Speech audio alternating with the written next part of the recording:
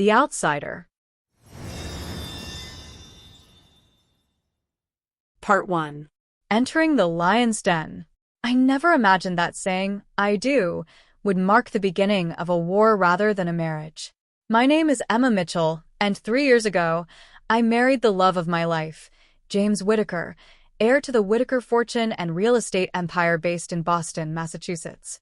Our romance was a whirlwind. We met at a fundraiser where I was working as an event coordinator. James and I connected instantly over our shared love of architecture and classic films.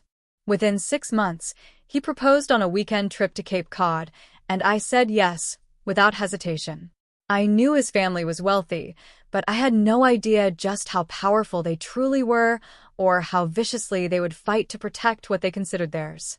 The first sign of trouble came at our engagement dinner at the Whitaker family estate in Beacon Hill. Eleanor Whitaker, James's mother, greeted me with a smile that never reached her eyes.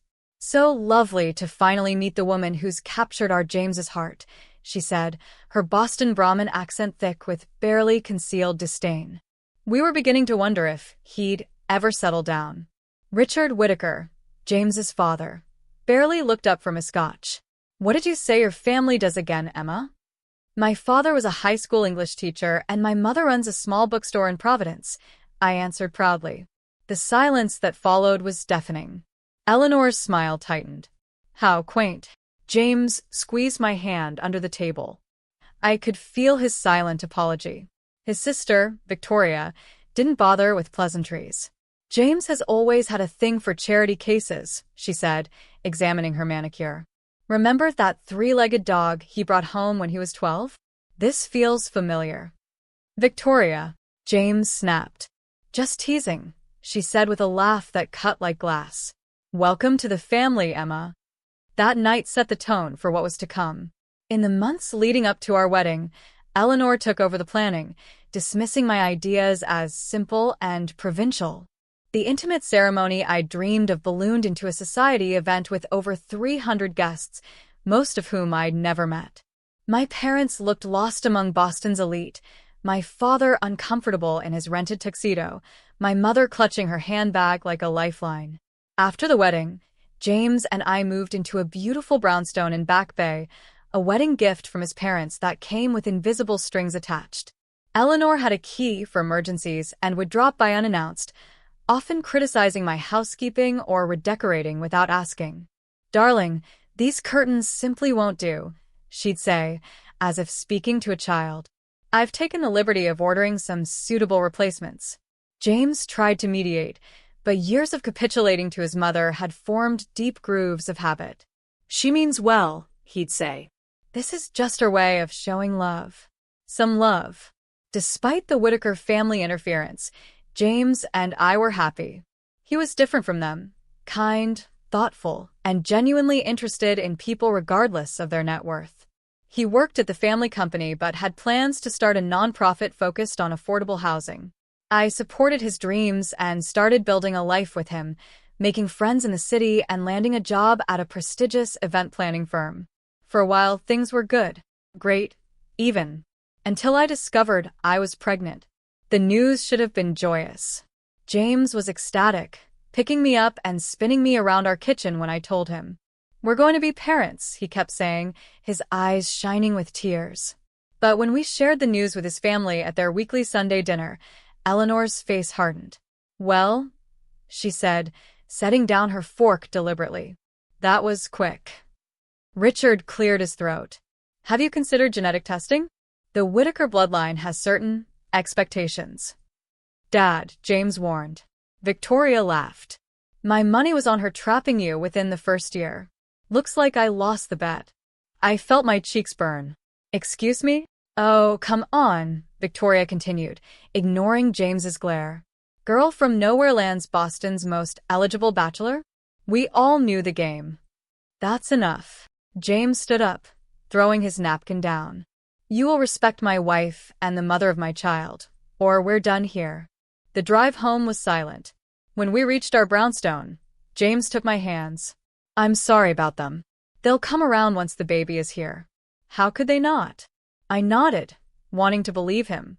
But as I lay awake that night, I couldn't shake the feeling that the Whitakers had declared war, and I had no idea how to fight an enemy with unlimited resources and no moral boundaries. Little did I know that what had transpired so far was merely the opening skirmish. The real battle was about to begin, and the Whitakers were playing for keeps. What I couldn't have predicted was how far they would go, or how completely they had underestimated me. Part 2. The House of Cards. My pregnancy progressed, and with it, the Whitakers' campaign against me intensified. Eleanor appointed herself my unofficial pregnancy supervisor, bombarding me with unsolicited advice and judgment. "Caffeine, Emma? In your condition?" she'd ask, plucking my single cup of half-CAF coffee from my hands during her surprise visits. "I suppose your mother never taught you about prenatal care." I bit my tongue so often I'm surprised it didn't fall off. James continued to promise things would improve, but I could see him being pulled back into his family's orbit like a planet caught in a star's gravitational field. Richard began inviting James to late-night strategy meetings that kept him away from home. Victoria circulated in our social circles, whispering just loud enough for mutual acquaintances to hear. Poor James, trapped so young. She's not what he needs, especially with the expansion into Chicago. At 6 months pregnant, I received a call from my best friend Olivia, who worked at a rival event planning company. "Emma, I need to tell you something, and it's going to hurt," she said, her voice tight. "There's a rumor going around that you're embezzling from clients." "What?" I nearly dropped the phone. "That's insane. I've never." "I know," she interrupted, "but someone's been thorough.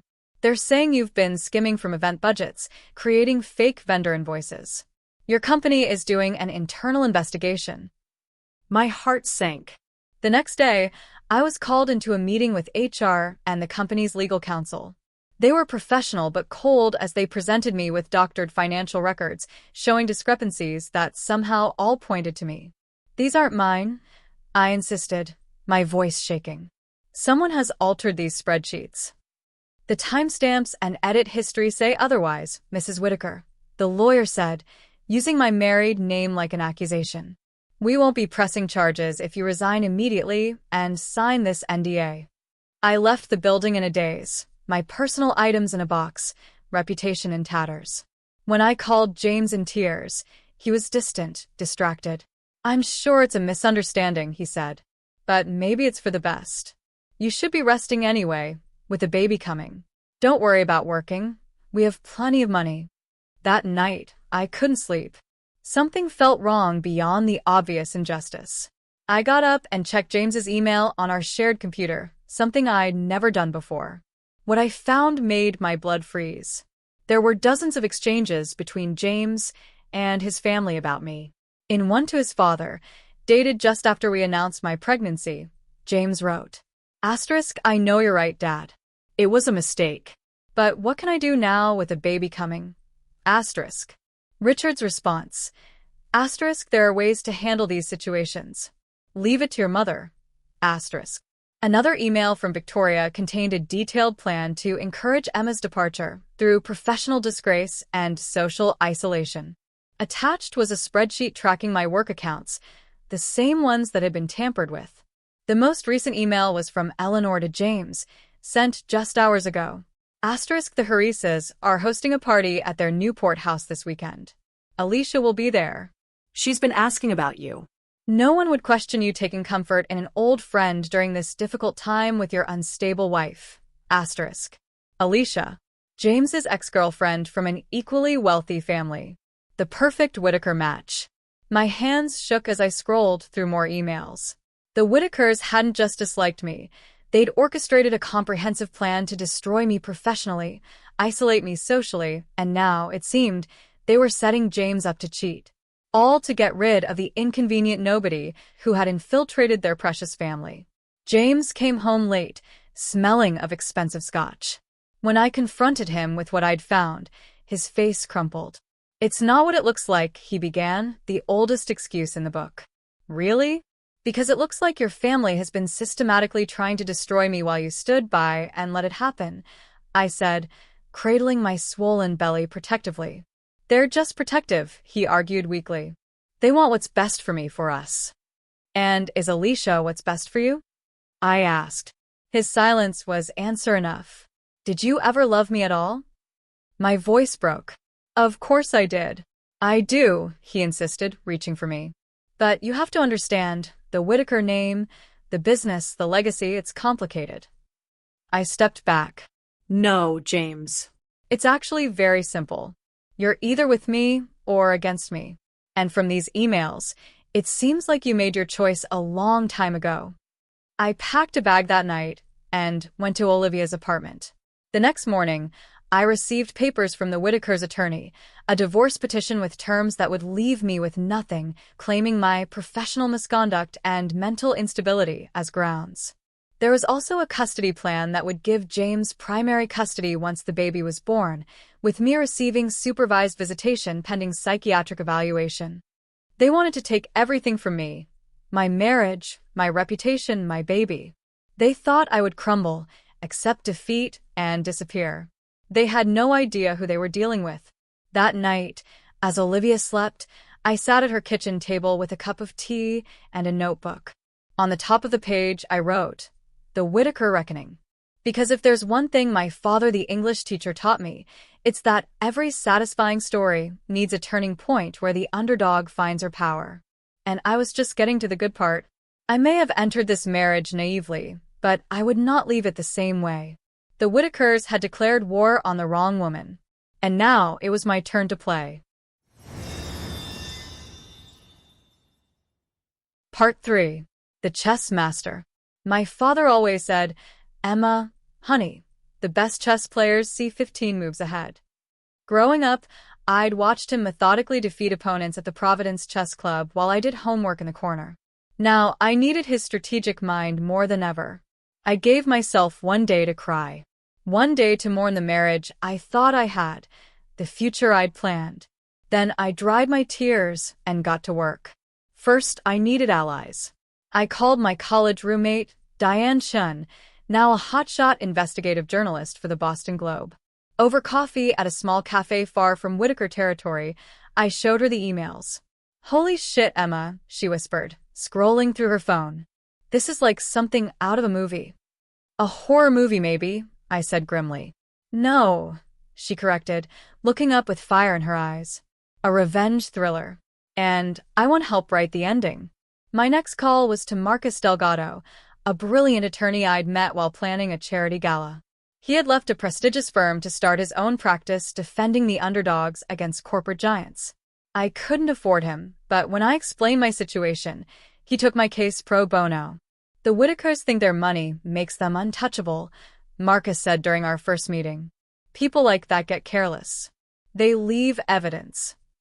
While Marcus worked the legal angle, Diane discreetly investigated the Whitaker business practices. I needed leverage, and by week 3, we found it.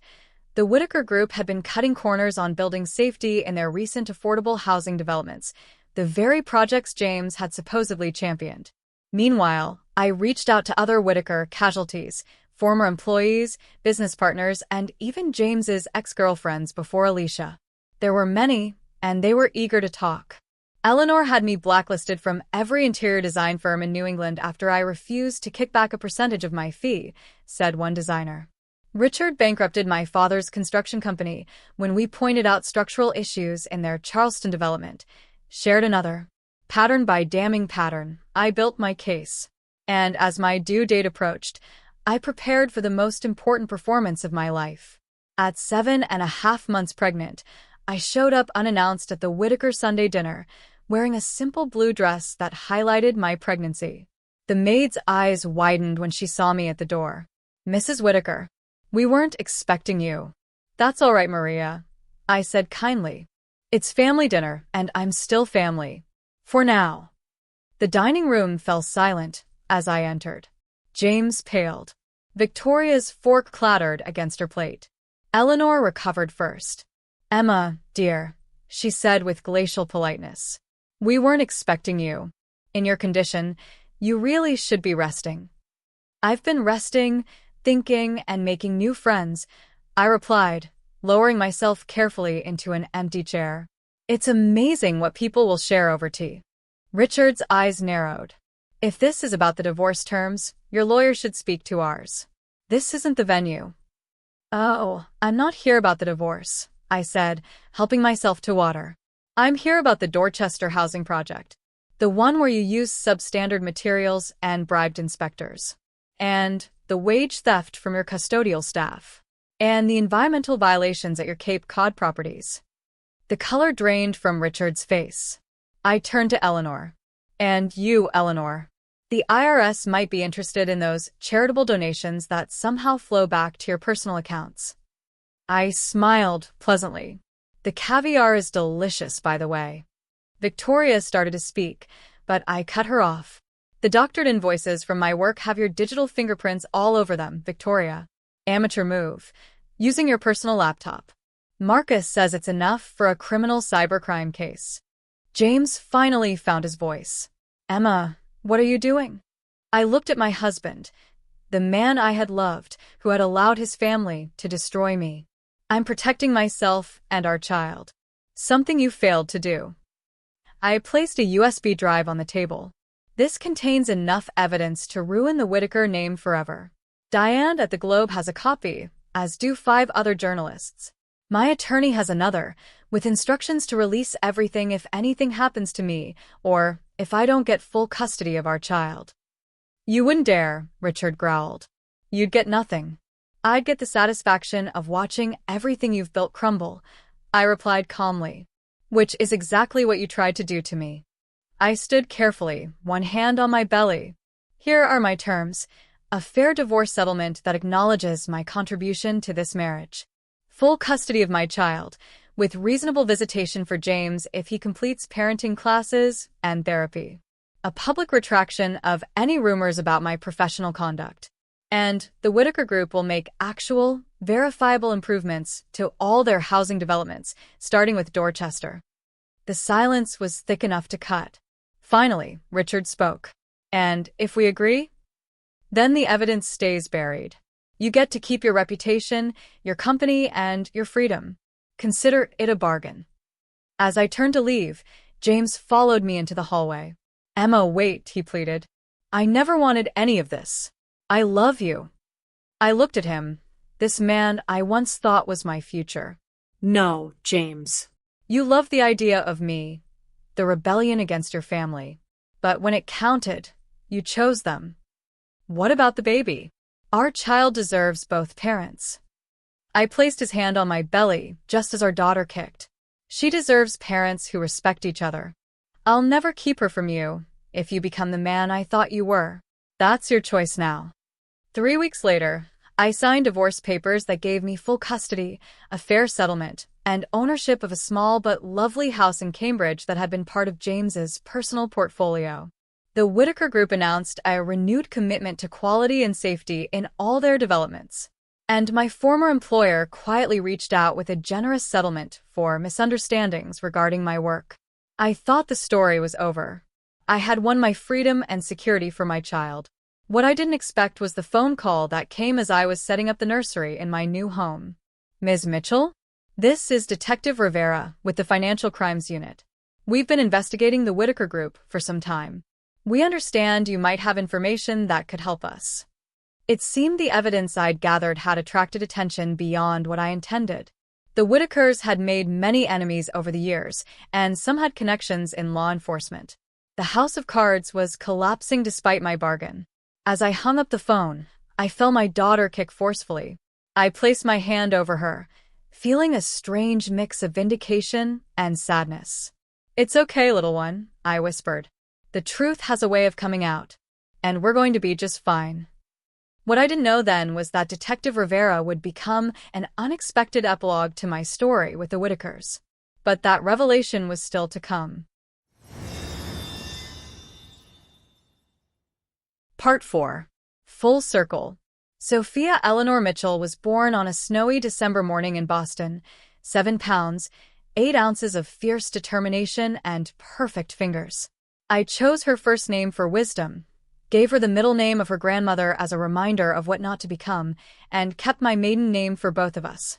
In those first moments holding her, The ordeal with the Whitakers seemed distant, like a storm I had somehow survived. But storms have aftereffects. 2 months after Sophia's birth, the Whitaker empire began to crumble publicly. The Financial Crimes Unit's investigation had expanded, bringing SEC and FBI involvement. Richard and Eleanor Whitaker were indicted on multiple charges of fraud, tax evasion, and bribery. Victoria faced separate charges for cybercrime and corporate espionage that went far beyond what she'd done to me. James was the only family member not charged, though the scandal effectively ended his business career in Boston. He called me the day after his parents' arrest. "I should have listened to you," he said, his voice hollow. "All those years, I thought they were just aggressive businesspeople. I didn't want to see what was right in front of me." "We see what we want to see in the people we love," I replied, watching Sophia sleep in her bassinet. "I did the same with you." His supervised visits with Sophia were awkward at first. He would arrive with too many gifts and a palpable nervousness, as if afraid he might break her. But slowly, week by week, I saw glimpses of the James the First had fallen in love with, the man separate from his family's toxic influence. Meanwhile, Detective Miguel Rivera became a regular presence in our lives. At first, it was just follow-up questions about the Whitaker case. Then it was coffee to update me on the investigation. Soon, he was bringing dinner when he knew I'd had a long day with Sophia. "You know, most witnesses don't cook thank-you meals for the detectives interviewing them," he teased one evening as he helped me wash dishes. "Most detectives don't bring homemade empanadas to witness interviews," I countered. Miguel had grown up in Worcester, the son of Puerto Rican immigrants. He'd worked his way through college and joined the police force against his parents' wishes. Like me, he knew what it meant to forge your own path. "My father wanted me to take over his garage," Miguel told me during a walk through Cambridge Common with Sophia bundled against the spring chill. "He didn't speak to me for 2 years after I joined the academy. Now he tells all his customers his son is bringing down corrupt millionaires." 6 months after Sophia's birth, I received a letter from Eleanor Whitaker. Prison had aged her, according to the news reports, though her pride remained intact. I almost threw the letter away unopened, but decided that running from the past wasn't the example I wanted to set for my daughter. "Emma, I won't insult you with apologies. We both know they would be hollow. I write instead with resignation and, remarkably, a measure of respect. You outplayed us at a game we invented. Richard and I built our empire believing that power comes from making others fear you. You have shown me there is greater power in justice. It's a lesson too late for me, but perhaps not for James or for my granddaughter. I'm told Sophia has your eyes and the Whitaker chin. I hope she has your spine as well. Eleanor." I folded the letter and put it in a memory box for Sophia. Someday, when she's old enough, she'll understand the complicated legacy she carries. A year after the Whitaker indictments, I reopened my career with a new focus: corporate event planning with an emphasis on ethical business practices. My client list grew rapidly, partly due to my own notoriety. The woman who took down the Whitakers had a certain professional cachet in Boston circles tired of old money corruption. James continued his therapy and parenting classes. On Sophia's first birthday, he brought her a simple stuffed elephant rather than the extravagant gifts of earlier visits. "I'm moving to Portland," he told me as we watched Sophia methodically smash her cake. "Oregon, not Maine. I've been offered a position with a sustainable housing nonprofit." "That sounds perfect for you," I said, meaning it. I'd like to still see Sophia. We could work out visits, or I could fly back regularly. His eyes, so like our daughters, were earnest. "I know I have no right to ask anything of you, but she's the best thing in my life. She deserves to know her father," I agreed. "The real one, not the Whitaker heir." That night, after James left and Sophia was asleep, Miguel came over with a bottle of wine and takeout from my favorite Thai place. "So, he's moving across the country," Miguel said as we sat on my small porch. How do you feel about that? I considered the question carefully. Relieved mostly. For him and for Sophia. He needs to find out who he is without his family's shadow. And Sophia needs a father who's whole. Miguel nodded, his detective's eyes seeing more than I was saying. And what do you need, Emma? The question caught me off guard. For so long, I'd been focused on survival, then revenge, then rebuilding. What I needed had always seemed secondary to what had to be done. I started, then smiled as the answer became clear. I need to put the Whitakers in my rearview mirror. I need to stop defining my life by that chapter. Good answer, Miguel said, his hand finding mine in the gathering dusk. For what it's worth, I think you're the strongest person I've ever met. Whatever you decide you need next, you'll make it happen. 2 years after my ill-fated Sunday dinner confrontation with the Whitakers, I stood in the garden of my Cambridge home, watching Miguel push Sophia on the swing set. James had flown in from Portland for her 3rd birthday and would take her for the weekend tomorrow. My parents were setting up decorations inside, my mother having finally warmed to Miguel after initial skepticism about me dating so soon after my divorce. Higher, Miguel. Higher. Sophia demanded, fearless as always. Your daughter is a thrill seeker, Miguel called to me with mock concern. Wonder where she gets that from? I called back, thinking of the risks I'd taken to secure our future. That evening, after the birthday chaos had subsided and Sophia was asleep surrounded by new toys, Miguel and I sat on the porch swing. I have something to ask you, he said, uncharacteristically nervous. If it's about moving in, my closet can't handle any more of your sports memorabilia, I teased. It's not about moving in. He took a small box from his pocket and my heart skipped. It's about building something new. Together. Inside was a simple, elegant ring that caught the porch light like a promise. This isn't a fairy tale ending, he continued, his voice soft. It's more like a beginning. You, me, Sophia. Maybe more kids someday if you want. A family we build on purpose, with open eyes. I thought about the journey that had brought me here, from naive event planner to reluctant warrior to the woman I'd become. The Whitakers had tried to break me, but instead, they'd force me to discover my own strength. Yes, I said, as Sophia's nightlight glowed through the window and the evening settled around us. Yes to beginning again. Later that night, as Miguel slept beside me, I opened my laptop to find an email from Diane. The Whitaker story had earned her a Pulitzer nomination, and she was expanding it into a book. I need a title, *, she wrote. Any suggestions? I thought for a moment, then typed my reply. *The Outsider. How I married into Boston's most ruthless family and lived to tell the tale. *. Then I added a postscript. P.S. Make sure the dedication mentions that sometimes losing everything is how you find what matters. I closed my laptop and curled against Miguel's warmth, listening to Sophia's peaceful breathing through the monitor. The moral of my story wasn't about revenge, satisfying as it had been. It was about resilience. About how sometimes the family you're born with or marry into isn't your real family at all. Sometimes, you have to lose your place at the table to find where you truly belong.